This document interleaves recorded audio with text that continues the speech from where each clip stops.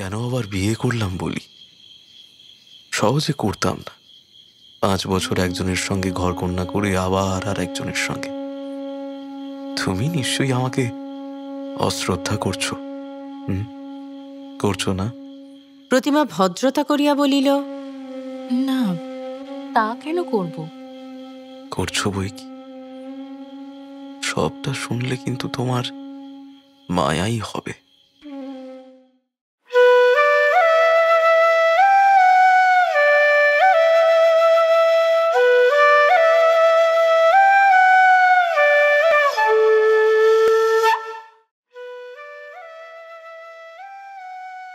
নমস্কার শ্রোতা বন্ধুরা, বাংলার গল্পগাথায় আপনাকে স্বাগত জানাই। আমাদের আজকের নিবেদন গল্পকার মানিক বন্দ্যোপাধ্যায়ের লেখা ছোট গল্প বিপত্নিকের বউ। শ্বশুরবাড়িতে গিয়ে প্রতিমা চেয়েছিল সম্পূর্ণ নিজের সত্তায় প্রতিষ্ঠিত হতে, কিন্তু পারল কি? এই কাহিনীর শ্রুতিনাট্যরূপ দিয়েছেন উর্মি, শব্দগ্রহণে দেবলীনা, সম্পাদনায় সায়র। মুখ্য ভূমিকায় প্রতিমা ও রমেশ, গল্প পাঠে প্রিয়াঙ্কা, প্রতিমার চরিত্রে খুশি ও রমেশের চরিত্রে কৌশিক, অন্যান্য চরিত্রে অধ্যায় ও প্রিয়াঙ্কা। চলুন শুরু করা যাক আমাদের আজকের গল্প বিপত্নিকের বউ।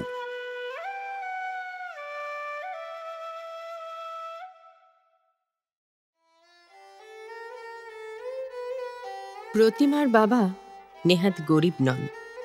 প্রতিমাকেও দেখিতে নেহাত খারাপ বলা যায় না। আরও কিছুদিন চেষ্টা করিলে বিবাহের অভিজ্ঞতাবিহীন ভালো একটি কুমার বর তার জন্য অবশ্যই জোগাড় করা যাইত। তবু বিপত্নিক রমেশের হাতে তাকে সমর্পণ করাই বাপমা ভালো মনে করিলেন।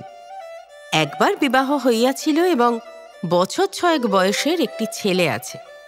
এই দুটি খোঁজ ছাড়া পাত্র হিসাবে রমেশের তুলনা হয় না। মোটে 31 বছর বয়স, দেখিতে খুবই সুপুরুষ, 300 টাকা মাহিনার সরকারি চাকরি, উচ্চশিক্ষা, নম্র স্বভাব, সদ্বংশের গৌরব, এসবের অভাবও রমেশের নাই। এমন পাত্র হাতছাড়া করিবে কে? রমেশ নিজেই মেয়ে দেখিতে গিয়াছিল। বিবাহের আগে প্রতিমাও সুতরাং তাকে দেখিয়াছিল।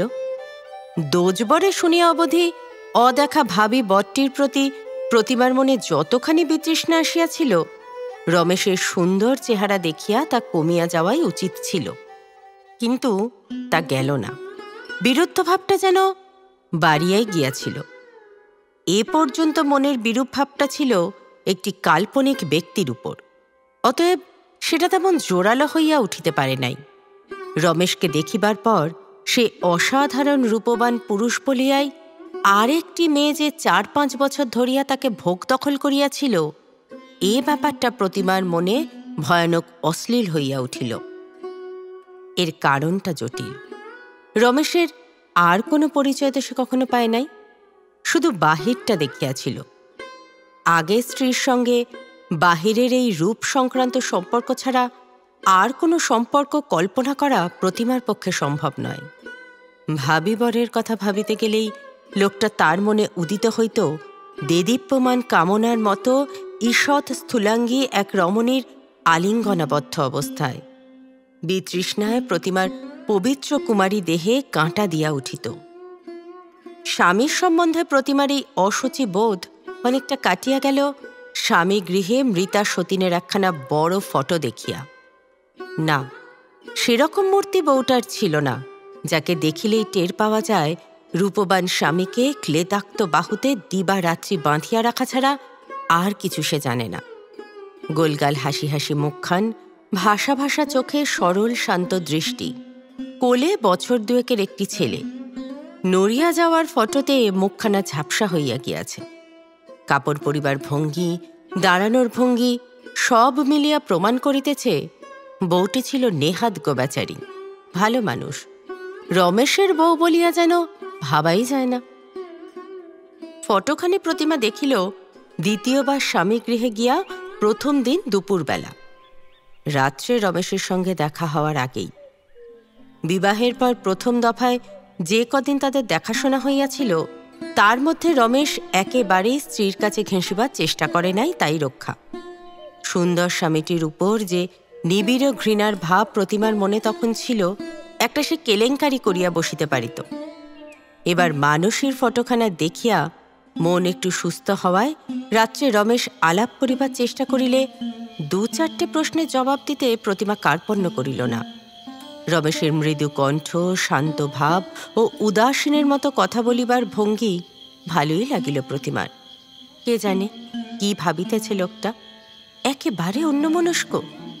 ভাবিতেও তাহা হইলে জানে রং করা সঙের মতো চেহারাটাই সর্বস্ব নয়। গালে ওই দাগটা কিসের?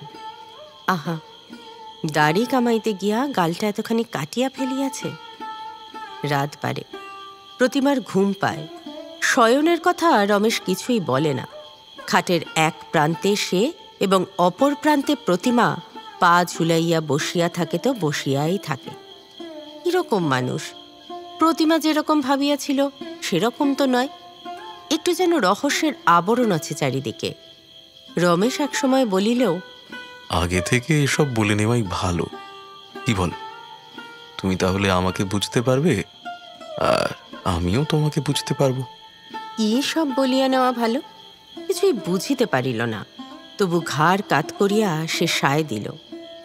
শোনাই যাক, স্বামীর প্রথম প্রণয় সম্ভাষণটা কিরকম হয়। রমেশ বলিল, কেন আবার বিয়ে করলাম বলি? সহজে করতাম না। 5 বছর একজনের সঙ্গে ঘর কন্যা করে আবার আর একজনের সঙ্গে। তুমি নিশ্চয়ই আমাকে অশ্রদ্ধা করছো। করছো না? প্রতিমা ভদ্রতা করিয়া বলিল, না, তা কেন করব? করছো বই কি। সবটা শুনলে কিন্তু তোমার মায়াই হবে। হঠাৎ 3 দিনের জ্বরে ও যখন মরে গেল, শোকে আমি যেন কিরকম হয়ে গেলাম। বেঁচে থাকতে কখনো ভাবিনি এতখানি আঘাত পাব।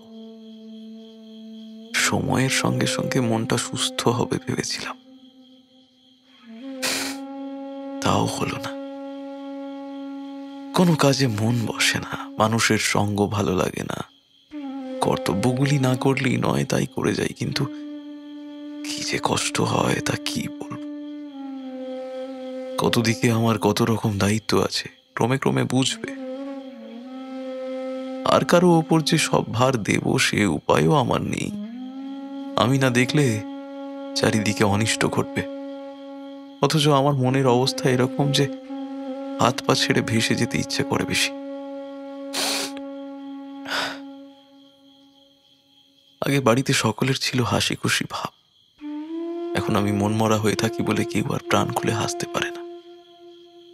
বাড়িতে কেমন একটা নিরানন্দের ভাব ঘনিয়ে এসেছে। মেজাজটাও গিয়েছে বিগড়ে, কথায় কথায় ধমকে উঠি। সেজন্য বাড়ি শুদ্ধ লোক কেমন ভয়ে ভয়ে দিন কাটায়। ছেলেটা পর্যন্ত সহজে আমার কাছে ঘেঁষতে চায় না। প্রথমে অত খেয়াল করিনি, তারপর কিছুদিন আগে টের পেলাম আত্মীয় স্বজন বন্ধু বান্ধব নিয়ে যে সুন্দর জীবনটা গড়ে তুলেছিলাম, আমার অবহেলায় তা ভেঙে যাওয়ার উপক্রম হয়েছে।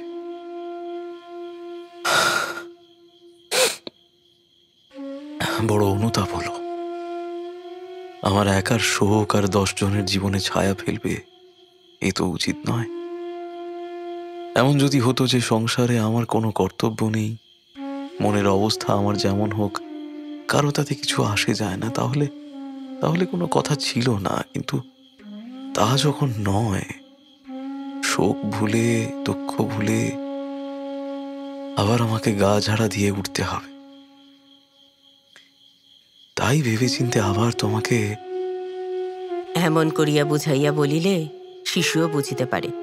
প্রতিমা বুঝিতে পারিল বিবাহ উপলক্ষে রমেশ যে ফ্যাশন করিয়া চুল ছাঁটিয়াছে, গোঁফদাড়ি কামাইয়া মুখখানা চকচকে করিয়াছে, ওসব কিছু নয়।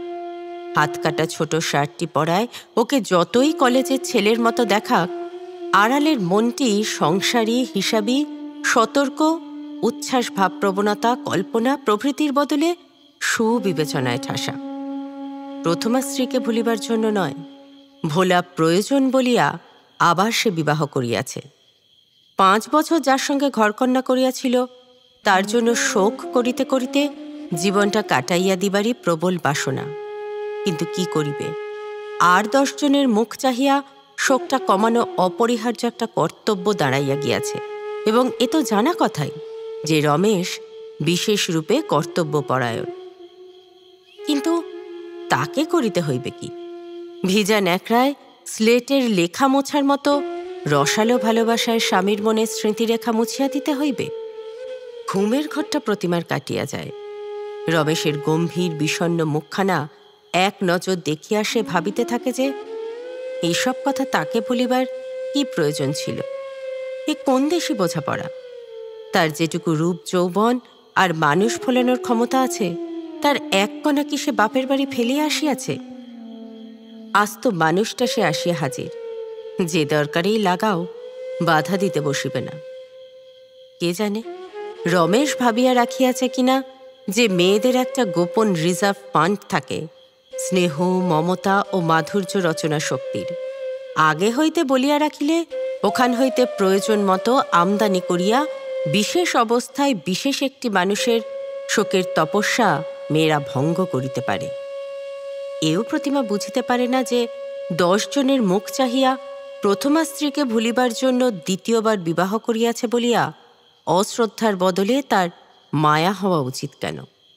আত্মীয় স্বজন, দায়িত্ব, কর্তব্য এইসব যাকে শোক ভুলাইতে পারে নাই, একটি স্ত্রী পাওয়া মাত্র সে আনন্দে ডগমগ হইয়া আবার বাঁচিয়া থাকার স্বাদ পাইতে আরম্ভ করিবে, এ তো শ্রদ্ধা জাগানোর মতো কথা নয়। স্ত্রীর প্রয়োজনে দ্বিতীয়বার স্ত্রী গ্রহণ করার চেয়ে এ ঢের বেশি মানসিক দুর্বলতার পরিচয়। আরও অনেক কথা রমেশ সে রাত্রে বলিয়া গেল। রাত 3টার আগে তারা ঘুমাইল না। বাড়ির লোকে টের পাইয়া ভারী খুশি। এ পর্যন্ত নববধূর সঙ্গে সে ভালো করিয়া কথা পর্যন্ত বলে নাই জানিয়া সকলে চিন্তিত হইয়া উঠিয়াছিল।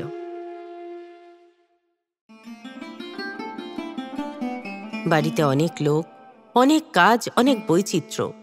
হৃদয় হৃদয় রকমারি স্নেহের ফাঁদ পাতা আছে। প্রতিমাকে আটক করিবার চেষ্টা আর কেহ কসুর করিল না। বউকে যে কোনো বাড়িতে এত খাতির করে প্রতিমার সে ধারণা ছিল না। সকলের কাছেই সে যেন অশেষ রূপে মূল্যবান। কাজ তাহাকে করিতে দেওয়া হয় না।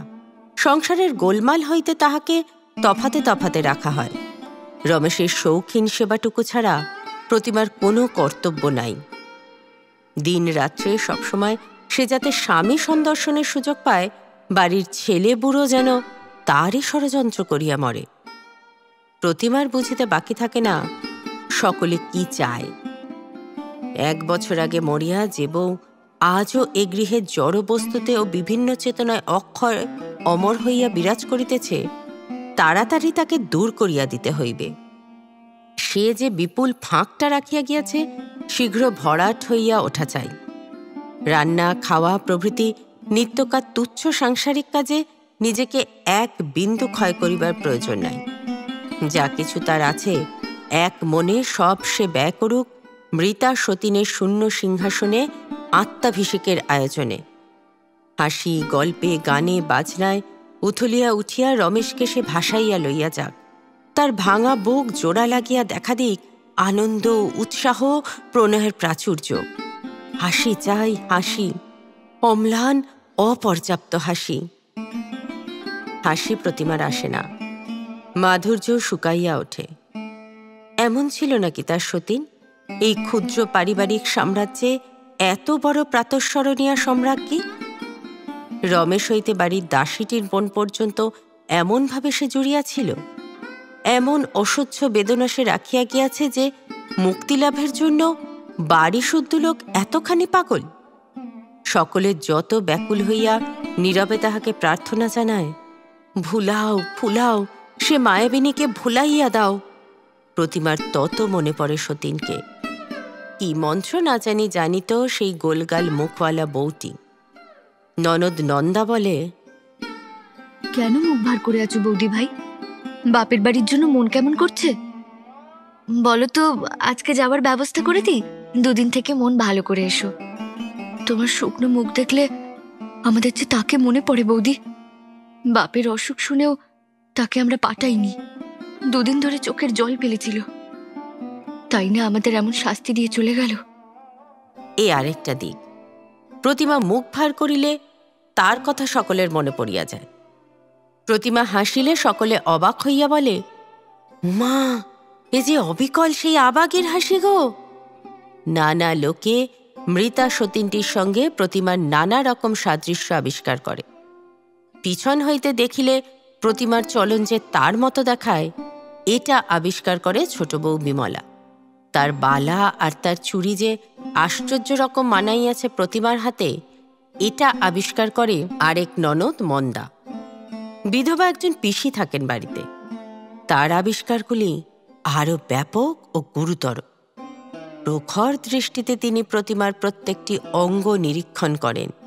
বলেন, ও মন্দা, ও নন্দা, দেখ, বহে সিবুক দেখ, গলা দেখ, সুসালো কোন ওই দেখ, বাঁকাও দেখি বউ হাত কানা। দেখলি নন্দা, ও মন্দা, দেখলি? কোমরের বঙ্কিম ভঙ্গি, আলতা পরা পায়ের গোড়ালি, ভ্রু আর কানের মাঝখানের অংশটা সব প্রতিমা সেই একজনের কাছে ধার করিয়াছে। সমগ্রভাবে দেখিলে প্রতিমা অবশ্য অন্যরকম। সে ছিল দিব্যি মোটা সোটা রাজরানীর মতো জমকালো। প্রতিমা ক্ষীণাঙ্গী, তবু পিসির মতো সেন দৃষ্টিতে প্রতিমার দেহটা নানা অংশে ভাগ করিয়া একবার সকলে মিলাইয়া দেখে সেই হতভাগীর যে ছবি স্মৃতিপটে আঁকা আছে তার সঙ্গে। রমেশ যে এত মেয়ের মধ্যে প্রতিমাকেই পছন্দ করিয়াছে, সে কি এমনি? এই মিলের জন্য। একদিন প্রতিমার হাত হইতে পান লইবার সময় রমেশ বলিল, জানো নতুন বউ, তোমার আঙুলগুলি ঠিক তার মতো। আঙুলগুলো পর্যন্ত তার মতো? রাগে প্রতিমার মন জ্বালা করিয়া উঠিল। রমেশের স্মৃতিময় আবেগকে রূঢ় আঘাত করিবার জন্য না বোঝার ভান করিয়া বলিল, কার মতো গো? আর কেউ আছে নাকি তোমার ভালোবাসার কেউ? কি বলছো? ছি ছি, তোমার দিদির কথা বলছি। আমার দিদিকে তুমি আবার দেখলে কোথায়? বিয়ের সময় তো সে আসেনি। আহা, সে নয়, মানসী। তোমার নখগুলি যেমন ডগার দিকে ঢেউ তোলানো, মানসীরও এমন ছিল। এবার প্রতিমা মুখের কৌতুকোচ্ছলতার ছাপ মুছিয়া ফেলিল। বলিল, তোমার আগেকার বউ, তার নাম বুঝি মানসী ছিল? রমেশ যেন স্তম্ভিত হইয়া গেল। হ্যাঁ, তুমি জানতে না? একদিন এসেছো এখানে, তার নামটাও শুনে রাখোনি? কি বলবে বলো? দিদির কথা কেউ আমায় কিছু বলে না। শুনবে নতুন বউ? হ্যাঁ, শুনবে তার কথা? শুনবো, বলো। মানসীর কথা বলিতে বলিতে রমেশের গলা ধরিয়া আসে।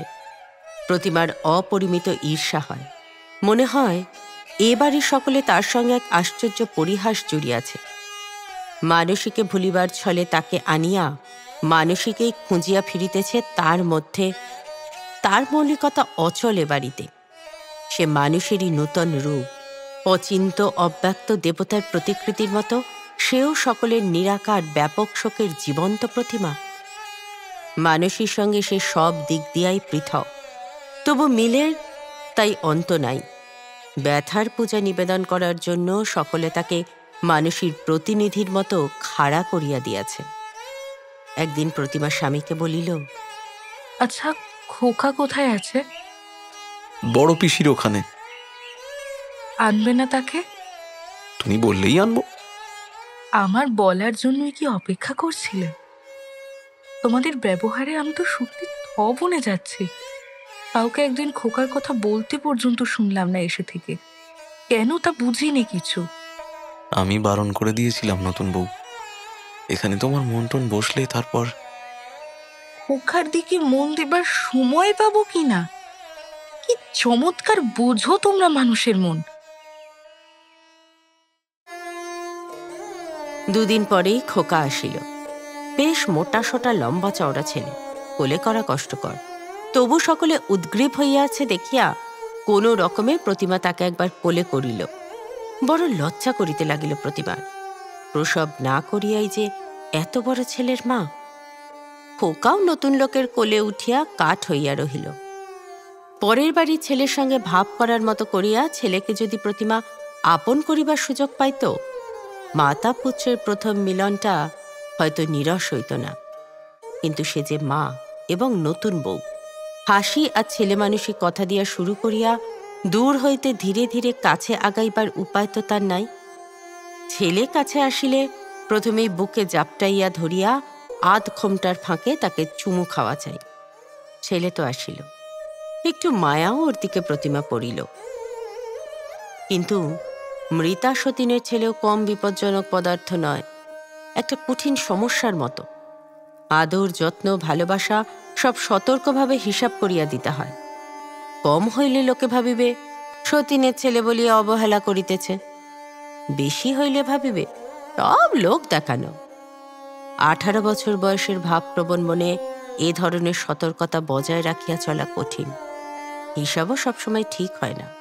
প্রাত্যহিক জীবনে পদে পদে এমনই অভিনয় করিয়া চলিবার মতো প্রত্যুৎপন্ন মতিত্ব সে পাইবে কোথায়? ছেলেকে ভাত খাওয়াইতে বসিয়া প্রতিমা যদি একটু সময়ের জন্য অন্যমনস্ক হইয়া যায়, চমক ভাঙিয়া সভা এসে চারিদিক লক্ষ্য করে কেহ তাকে বিমনা দেখিয়াছে কিনা। খোকার অসংখ্য শিশুসুলভ অন্যায় আবদার, প্রতিমার অসংখ্য বিপদ। কি করিবে প্রতিমা ভাবিয়া পায় না। আবদার রাখিলে খোকার ক্ষতি, তাতে নিন্দা হয়। না রাখিলে খোকা কাঁদে, তাতেও নিন্দা হয়। ভরা পেটে খোকার হাতে সন্দেশ দিয়া প্রতিমা শুনিতে পায় শাশুড়ি নিঃশ্বাস ফেলিয়া বলিতেছেন, সে বিবেচনা করতে গে হবে নন্দা, যে বলছিস না, রিটার্ন তো নাই। পরদিন ভরা পেটে আবার সন্দেশের জন্য খোকা কাঁদে। প্রতিমা তাকে কাঁদায়, সন্দেশ দেয় না। মুখ ভার করিয়া পিসিমা আসিয়া খোকাকে কোলে নেন, ভাঁড়ার খুলিয়া খোকাকে সন্দেশ দেন, তারপর করেন স্থান ত্যাগ। প্রতিমার মুখ লাল হইয়া যায়। খোকাকে উপলক্ষ করিয়া প্রতিমা ধীরে ধীরে টের পাইতে থাকে অতিরিক্ত স্নেহ যত্নের তলে তলে তার প্রতি একটা বিদ্বেষের ভাবও সকলের আছে। এ বাড়ির মনগুলি যতক্ষণ তাকে টনিকের মতো ব্যবহার করিতে পারে, ততক্ষণ কৃতজ্ঞ ও স্নেহশীল হইয়া থাকে। কিন্তু যখনই প্রতিমার একটি বিশিষ্ট অস্তিত্ব সম্বন্ধে কেহ সচেতন হইয়া ওঠে, যাহা এ বাড়িতে কারও কোনো কাজে লাগিবার নয়, প্রতিমাকে তখন সে আঘাত করে। তখন সে প্রতিমার সমালোচক। দিন কাটে, কিন্তু এর ব্যতিক্রম হয় না। প্রতিমার ঘোমটা কমিতে থাকে, চলাফেরার স্বাধীনতা বাড়ে, সুখ সুবিধার অতিরিক্ত কতগুলি ব্যবস্থা হয়। মানুষের সঙ্গে প্রতিমার মিল খুঁজিবার উৎসাহে সকলের ভাটা পড়ে। তবু না হয় প্রতিমার ব্যবহার কৃত্রিমতাহীন, না দেয় কেহ তাহাকে বাঁচিবার জন্য একটি সহজ স্বাভাবিক জগৎ। আর একজনকে তার আসনে 5 বছর বধূ জীবনের বিচিত্র তপস্যায় ব্যাপৃত ছিল। প্রতিমার জীবনকে এই সত্য অপ্রীতিহতভাবে নিয়ন্ত্রিত করে।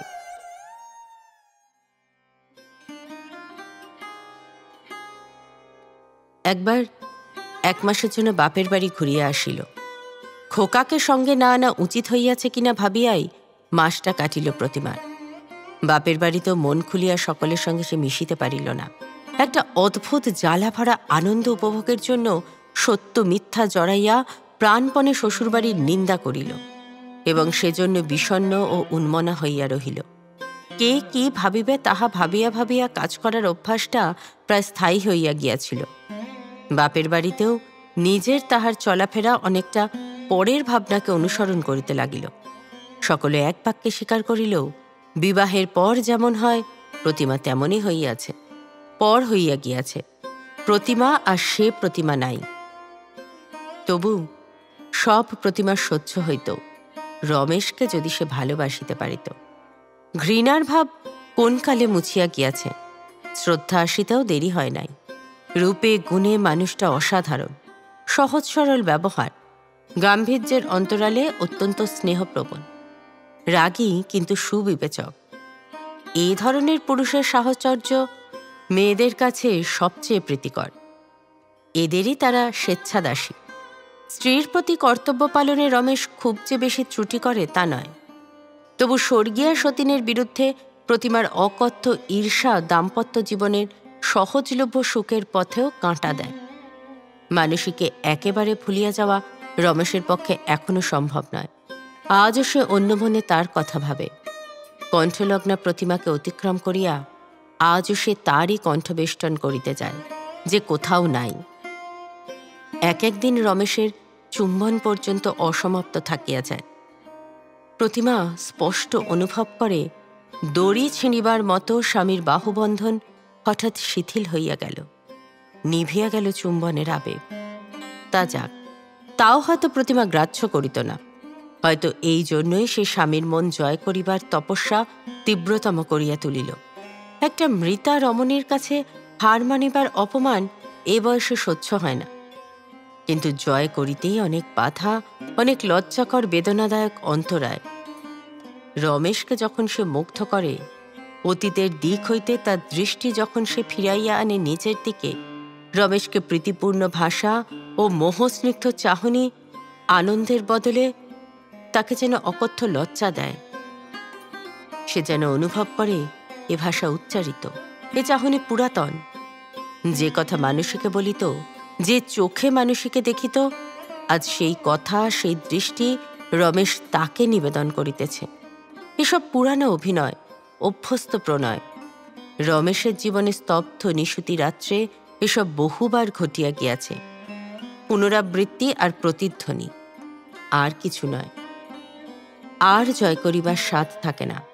রমেশকে ক্ষুব্ধ করিয়া প্রতিমা সরিয়া যায়। ভিতরে কে যেন শরমে মাথা হেঁট করিয়াছে। ক্ষোভে প্রতিমার চোখে জল আসে। ছবিতে দেখা একটি নারীর প্রতি হিংসার অন্ত থাকে না।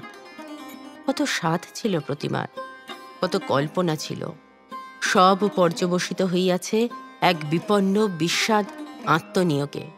কর্তব্যেও নয়, খেলাতেও নয়, জীবনযাপনের অপরিচ্ছন্ন প্রয়োজনে। এরকম সময় স্বামীর প্রতি প্রতিমার সেই গোড়ার দিকের ঘৃণার ভাবটা পর্যন্ত কিছুক্ষণের জন্য ফিরিয়া আসে। এত যদি অবিস্মরণীয় প্রেম তার মানুষের জন্য, এ কি অপদার্থ সে যে প্রতিমাকে সাময়িকভাবেও তার ভালো লাগিল? একজনের স্মৃতি পূজায় আত্মহারা অবস্থাতেও আর একজন যাকে মুগ্ধ করিতে পারে, শ্রদ্ধা করিবার মতো কি আছে তার মধ্যে? রমেশ জিজ্ঞাসা করে, এখানে তোমার মন টিকছে না কেন প্রতিমা? আমার মনের খবর তোমায় কে দিল? অন্য লোকের দিতে হবে কেন? আমি নিজের টের পাই না? মন খুলে যেন মিশতে পারছো না, কেমন ফুর্তি নেই। কেউ কিছু বলে না তোমাকে? আদর যত্ন করে তো সকলে? মা গো, তার করে না? আদর যত্নর চোটে হাঁফিয়ে উঠলাম যে। আমায় নিয়েই তো সবাই মেতে আছে। তুমি সবাইকে নিয়ে ওরকম মারতে পারলেই বেশ হতো। আমি তাই চেয়েছিলাম। প্রতিমার ইচ্ছা হয় একবার জিজ্ঞাসা করে, আমার মন বসছে না বলছো, আমাকে কেন মনে ধরছে না তোমার? শুধু ভদ্রতা না করে ভালোবাসা দিয়ে দেখো মন বসে কিনা আমার। সমস্ত বাড়িতে মানুষের স্মৃতিচিহ্ন ছড়ানো, সেগুলি প্রতিমাকে পীড়ন করে।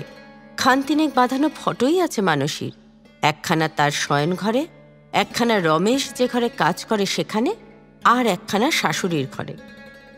পটর মানুষীকে দেখিয়া যদিও মনে হয় না শখ ও শৌখিনতার তার কোনো বিশেষত্ব ছিল, হাতের যে রাশি রাশি শিল্পকর্ম রাখিয়া গিয়াছে সেগুলি অবাক করিয়া দেয়। 5 বছরের নানা কাজের ফাঁকে এত বাজে কাজে সময় সে পাইত কখন? বাড়ির অর্ধেকের বেশি আসবাব নাকি তারই পছন্দ করিয়া কেনা। গান জানিত না, তবু শখ করিয়া সে অর্গান কিনাইয়াছিল। তাই বাজাইয়া আজ প্রতিমাকে গান গাইতে হয়। মানুষের ড্রেসিং টেবিলে তার প্রসাধন, মানুষের কয়েকটি বাছা বাছা গহনা তার আভরণ, মানুষের ব্যবহৃত খাটে তার শয়ন, মানুষের জামা কাপড় বোঝাই বাক্স প্যাঁটরায় বাড়ি বোঝাই, আরও কত অসংখ্য খুঁটিনাটি সে যে রাখিয়া গিয়াছে। বধূত্বের নতুনত্ব কমিয়া আসিলে মানুষের গয়না কখানা প্রতিমা খুলিয়া রাখিল। সকলে তা লক্ষ্য করিল। শাশুড়ি খুঁতখুঁত করিলেন, তবে বিশেষ কিছু কেহ বলিল না। কিন্তু কয়েকটি গয়না খুলিয়া রাখিলে কি হইবে? ব্যবহার্য অব্যবহার্য পদার্থ যত কিছু মানুষই রাখিয়া গিয়াছে চারিদিকে, প্রকট হইয়া থাকা নিবারণ করিবে কে? মনের স্মৃতি, বাহিরের স্মৃতিচিহ্ন এ বাড়িতে সে মৃতা রমণীকে অমরত্ব দিয়াছে। জানো বৌদি, ওই যে আলমারিটা সাফ করে বাজে জিনিস রাখছো, ওটা ছিল তার শখের সামগ্রী। ওপরের তাকে ঠাকুর দেবতার মূর্তি সাজিয়ে রাখতো, রোজ সকালে উঠে প্রণাম করত। ঠাকুর দেবতারা গেল কোথায় ভাই?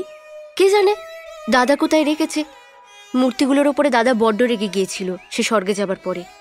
সেই থেকে তোমার দাদার স্বভাবটা রাগী হয়ে গেছে, তাই না ভাই? কেন, দাদা রাগারাগি করেছে নাকি তোমার সঙ্গে? প্রতিমা হাসিয়া তার গাল টিপিয়া দেয়, বলে, বিয়ে হলে বুঝবে বরের রাগারাগিও কত মিষ্টি, শুধু মিষ্টি ব্যবহারের চেয়ে। একদিনও যদি রাগারাগি না হয় তবে বুঝবে বরের মনে কিছু গোলমাল আছে। মৃতা স্ত্রীর জন্য স্বামীর মনের গোলমাল চিরস্থায়ী হইবে এ কথা প্রতিমা যে নিঃসংশয়ে বিশ্বাস করিয়াছিল সেটা আশ্চর্য নয়। স্বামী ভিন্ন যে কুলবধূর জীবনে দ্বিতীয় পুরুষের পদার্পণ ঘটে না, তার সরলতা অনিন্দ, সে বিশ্বাসী। বিবাহের পরেই স্বামীর ভালোবাসার শুরুকে সে অনায়াসে ভালোবাসার চরম অভিব্যক্তি বলিয়া বিশ্বাস করিতে থাকে।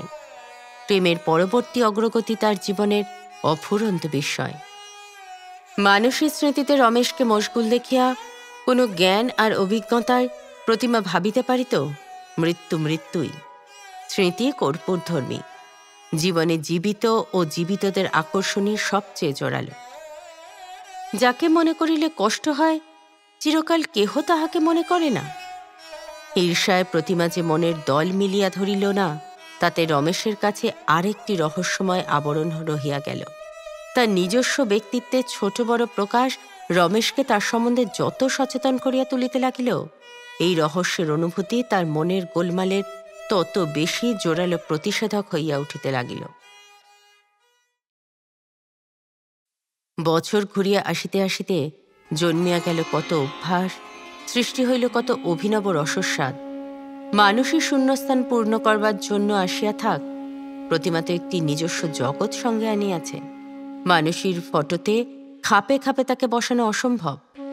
কোথাও প্রতিমা আঁটে না, কোথাও সে ছোট হয়। মানুষের সঙ্গে তার যত বিরোধ, যত পার্থক্য, সব দিনে দিনে স্পষ্ট হইয়া উঠিতে থাকে। প্রতিমার দোষগুণ যে বিরক্তি ও ভালো লাগা সৃষ্টি করে, তার অভিনবত্ব বিচলিত করিয়া করিয়া সকলকে শেষে আর বিচলিত করে না। প্রতিমার দোষগুণকে প্রতিমার দোষগুণের মতো করিয়াই সকলের মানিতে হয়। তাছাড়া মানুষের মতো করিয়া পাইতে চাহিলে প্রতিমাকে কেহ পায় না। মানুষকে পাইতে চাহিয়া না পাইলে ভালো লাগিবার কথা নয়।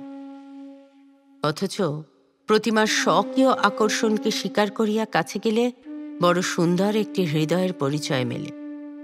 যেভাবে মানুষের সঙ্গে সকলের অচ্ছেদ্য বন্ধনগুলি সৃষ্টি হইয়াছিল, সেইভাবেই প্রতিমাও সকলকে বাঁধিতে ও বাঁধা পড়িতে থাকে। খোকা, মা বলিয়া ডাকিলে প্রতিমার আরেকটি বিশ্রী অস্বস্তিকর অনুভূতি জাগে না, মোটামুটি ভালোই লাগে। যদিও ছেলেটার জন্য তার যে মায়া, তাকে বাৎসল্য বলা যায় না। শাশুড়ি, ননদ, যা, এদের সঙ্গে বাড়ির বউয়ের যে সম্পর্ক, আধখানা মন দিয়াই সুষ্ঠুভাবে তা বজায় রাখিতে পারা যায়। প্রতিমা সেটা দিতে পারে। সবাই যেন একরকম সহজ ও স্বাভাবিক হইয়া আসে। শুধু রমেশকে প্রতিমা নিজের জীবনে মানাইয়া লইতে পারে না। প্রথম যেদিন সে বুঝিতে পারে শীতের কুয়াশা কাটিবার মতো রমেশের মন হইতে মানসিক শোক কাটিয়া যাইতেছে, তার ঈর্ষাতুর মনে সেদিন আনন্দের পরিবর্তে গভীর বিষাদ খনাইয়া আসে। কেমন সে লজ্জা পায়। মনে হয় নিজের তারুণ্য দিয়া এতকাল একটা অপবিত্র ব্রত পালন করিতেছিল, উদযাপনের দিন আসিয়াছে। তা তো সে করে নাই। কতদিন মানুষের ফটোর সামনে দাঁড়াইয়া হিংসায় জ্বলিতে জ্বলিতে তার স্বাদ কি আছে ফটোখানা জানালা দিয়া ছুড়িয়া ফেলিয়া দেয়। যেখানে যা কিছু স্মৃতিচিহ্ন আছে সে মায়াবিনীর ভাঙিয়া সব গুড়া করিয়া দেয়। কিন্তু যাচিয়া রমেশের মন হইতে তাকে সরাইয়া দিবার চেষ্টা সে আর কতটুকু করিয়াছে। দেবীপক্ষে প্রতিমার বিবাহ হইয়াছিল। বিবাহের রাত্রি একদিন ঘুরিয়া আসিল। গোপনে রমেশ সেদিন ফুল আর সোনার উপহার কিনে আনিল। গম্ভীর চাপা লোকটির মধ্যে একটা সুগভীর উত্তেজনা, আজিকার বিশিষ্ট রাত্রিকে উপভোগ্য করিয়া তুলিবার উৎসুক প্রত্যাশা, সবই প্রতিমার কাছে ধরা পড়িয়া গেল। খুশি হইতে পারিল না। বোধ করিল মৃদু একটা বিস্ময়, একটা গ্লানিকর অস্বস্তি। কি ভাবিয়া রমেশের আনা ফুলের মালা একটি প্রতিমা মানুষের ফটো বেষ্টন করিয়া টাঙাইয়া দিল। দীর্ঘকালের তীব্র উত্তপ্ত ঈর্ষায় প্রতিমার যে নিজের বিবাহরাত্রে ওকে ভুলিবার তার উপায় নাই। এমনই আশ্চর্য যোগাযোগ যে প্রতিমাকে চুম্বন করিয়া মুখ তুলিতেই মানুষের ফটোর দিকে রমেশের চোখ পড়িল। কে বলিল, ওর ফটোতেও মালা দিয়েছ? তুমি তো বড় ভালো প্রতিমা।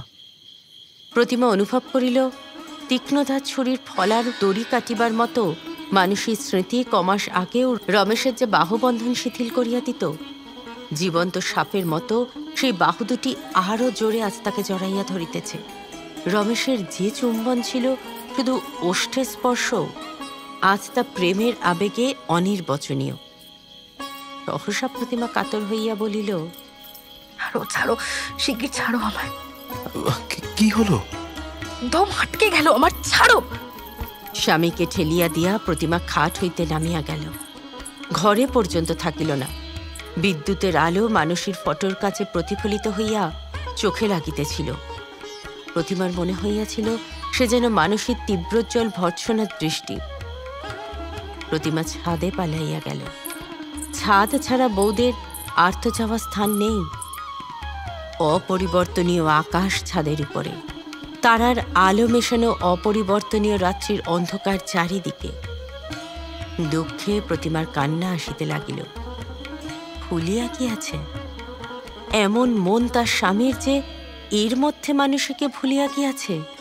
তার মনোরাজ্যের সেই সর্বময় সম্রাজ্ঞীকে।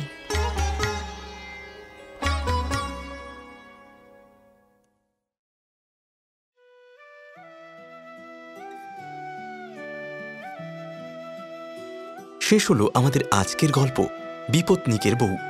কমেন্টে জানান আজকের গল্প আপনাদের কেমন লাগলো। এরকম গল্প আরও শুনতে চাইলে আমাদের চ্যানেলটি সাবস্ক্রাইব করতে ভুলবেন না কিন্তু। খুব শীঘ্রই ফিরে আসবো আবার নতুন গল্প নিয়ে। ততদিন সবাই ভালো থাকুন, ভালোবাসায় থাকুন।